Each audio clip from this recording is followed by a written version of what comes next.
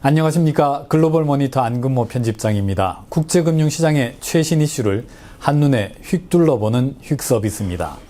오늘은 아침에 발표된 우리나라 3분기 GDP 속보치를 살펴보겠습니다. 지난 3분기 중 우리나라의 실질 국내 총생산은 전기 대비 0.3% 성장했습니다. 블룸버그가 집계한 이코노미스트들의 예상치는 0.6%였는데 실제 성장 속도는 그 절반에 그쳤습니다. 작년 2분기 이후 가장 느린 성장세였습니다. 경제 성장률을 표현하는 방식은 나라마다 좀 다릅니다. 우리나라는 전분기 대비로만 표시합니다. 이번에 0.3%가 나왔죠. 미국은 전분기 대비 성장률을 연율로 환산합니다. 매 분기마다 0.3%씩 성장하면은 연간으로는 성장률이 얼마가 나오는지 보는 것이죠. 계산을 해보면은 1.2%가 됩니다. 전기비 성장률 0.3%에 1을 더한 뒤에 4제곱을 하면은 1.012가 나오죠. 여기서 다시 1을 빼고 100을 곱하면은 1.2%가 되는 겁니다. 미국식으로 표현하면은 3분기 우리나라 성장률은 1.2%입니다. 미국의 3분기 성장률은 오는 28일 목요일에 나옵니다. 시장 예상치는 2.7%입니다. 많이 둔화됐다고는 하는데 우리보다는 좀 높을 거라고 보는 셈입니다. 국내 총생산이라는 것은 말 그대로 해당 기간 동안 국내에서 생산된 부가가치의 총합입니다. 생산된 것을 모두 합하는 방법이 제격이긴 하겠지만은 보통은 지출된 것을 모두 합하는 방식이 가장 많이 쓰입니다. 소비 또는 판매된 액수를 합한 것이나 같은 말이죠. 민간 소비, 정부 소비, 건설 투자, 설비 투자, 지식 재산권 투자, 수출로 팔려 나간 것들을 다 합합니다.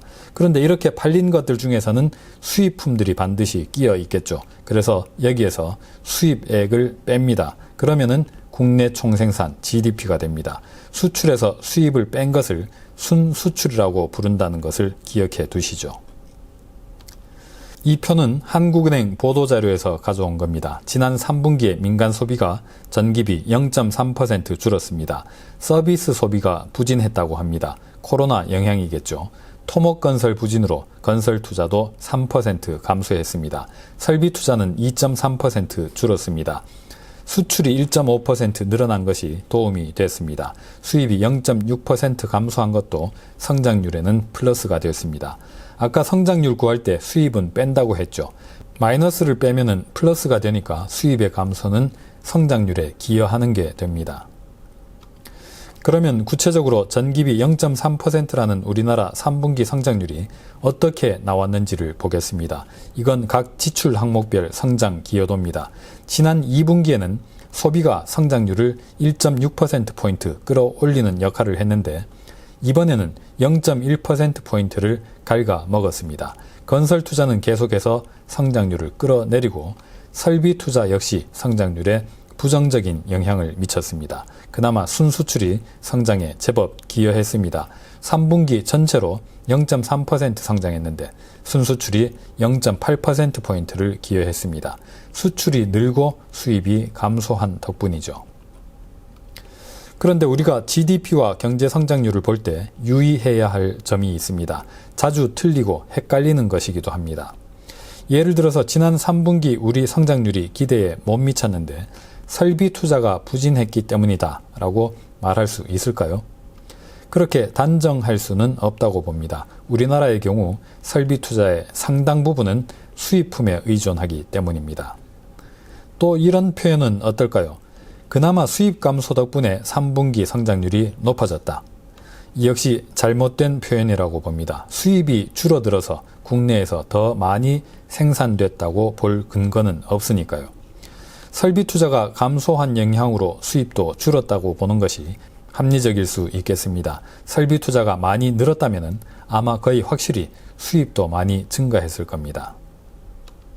그럼 이 차트를 다시 한번 보시죠. 소비, 건설 투자, 설비 투자 등 내수가 전반적으로 부진했던 게 성장률 큰 폭 둔화로 이어졌다. 이 점은 분명해 보입니다. 대신에 수출이 성장을 지탱해 줬다. 이렇게 보면은 무난할 듯합니다. 순수출 중에서 수출만 떼놓고 보면은 성장률 기여도가 0.6%포인트에 달했습니다. 이번 우리나라 3분기 성장률 지표에서 한 가지 특이 사항이 눈에 띄었습니다. 반도체 부족으로 인한 자동차 생산 차질과 품귀 현상입니다. 설비 투자 부진에서도 수입이 감소한 배경에서도 자동차 품귀의 흔적이 엿보였습니다. 우리나라 3분기 자동차 생산이 13년 만에 최소치로 줄었다는 발표가 얼마 전에 있었죠. 우리나라 소비와 투자가 부진해진 배경에도 국내 자동차 생산 차질이 영향을 미쳤을 걸로 보입니다. 오늘은 여기서 마치겠습니다. 감사합니다.